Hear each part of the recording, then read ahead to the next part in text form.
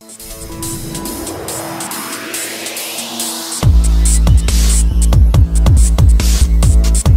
selamat pagi pemirsa. Senang sekali saya Santi Lestari bisa menemani Anda dalam acara Kabar Kalimantan Utara.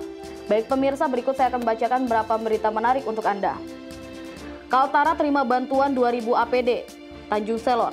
Berdasarkan hasil komunikasi dan koordinasi Gubernur Kalimantan Utara, Dr. Haji Irianto Lambri, dengan gugus tugas nasional penanganan pandemi coronavirus disease atau COVID-19, dipastikan Kaltara memperoleh bantuan 2.000 alat pelindung diri atau APD. Diutarakan oleh Bapak Irianto, bantuan APD tersebut sudah diterima dan kini masih tersimpan di kantor penghubungan pemerintah provinsi atau Pemprov. Insya Allah Kamis nanti bantuan APD itu akan dikirim ke Kaltara dengan pesawat batik air melalui Bandara Juanda Tarakan, ucap Gubernur. Bantuan APD itu terdiri dari baju APD, totalnya ada 40 box, tiap box terdiri dari 50 pieces APD. Review DED tuntas tahun ini mulai pembangunan jalan utama, Tanjung Selor.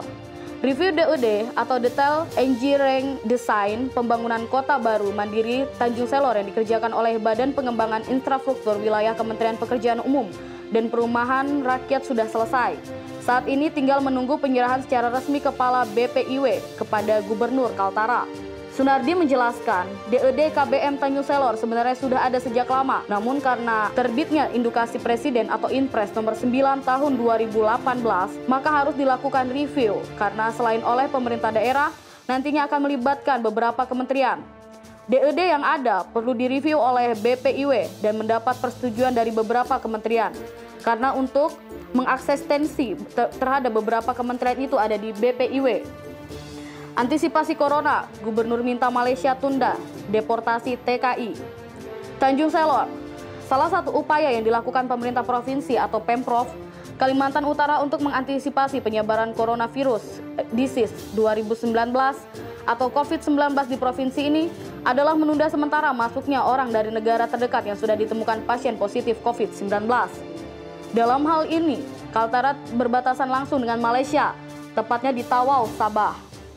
Diungkapkan Gubernur Kaltara, Dr. Haji Irianto Lambri, untuk menyikapi Pemprov Kaltara telah bersurat kepada Ketua Menteri Sabah guna menunda sementara pemulangan atau deportasi tenaga kerja Indonesia atau TKI dari Sabah ke Indonesia melalui Sebatik, Nunukan. UN tidak lagi jadi faktor kelulusan. Tanjung Selor. Pemerintah pusat secara resmi mengumumkan penghapusan ujian nasional. Di Kaltara, kebijakan pembatalan ujian nasional SMA dan ujian kompetensi keahlian atau UKK pada SMK diikuti dengan terbitnya surat edaran Gubernur nomor 045.4/0422/GUB tentang pelaksanaan kebijakan pendidikan pada SMA, SMK, SLB Provinsi Kalimantan Utara dalam masa darurat penyebaran coronavirus disease 19 atau COVID-19. Sebelumnya, Gubernur Kaltara, Dr. Haji Irianto Lambri telah menerbitkan 2 surat edaran untuk mempersempit laju penyebaran COVID-19 ini di masyarakat. 2 surat edaran sebelumnya sudah diterbitkan. Yang pertama adalah terkait peningkatan kewaspadaan, kemudian yang kedua adalah kebijakan belajar mandiri bagi satuan pendidikan jenjang SMA, SMK, SLB di Kaltara, kata Gubernur. Dibatalkan UN tahun 2020, maka keikutsertaan UN tidak lagi menjadi syarat kelulusan untuk seleksi masuk jenjang pendidikan yang lebih tinggi. Dalam SE tersebut, aturan kelulusan terbilang fleksibel. Pasalnya telah diatur syarat kelulusan bagi sekolah yang telah melaksanakan ujian sekolah. Industri pengolahan di Kaltara dapat tumbuh positif. Tanjung Selor, Kepala Kantor Perwakilan Bank Indonesia Kalimantan Utara, Yufrizal menyampaikan, lapangan usaha industri pengolahan diprediksikan akan tumbuh meningkat sepanjang tahun 2020.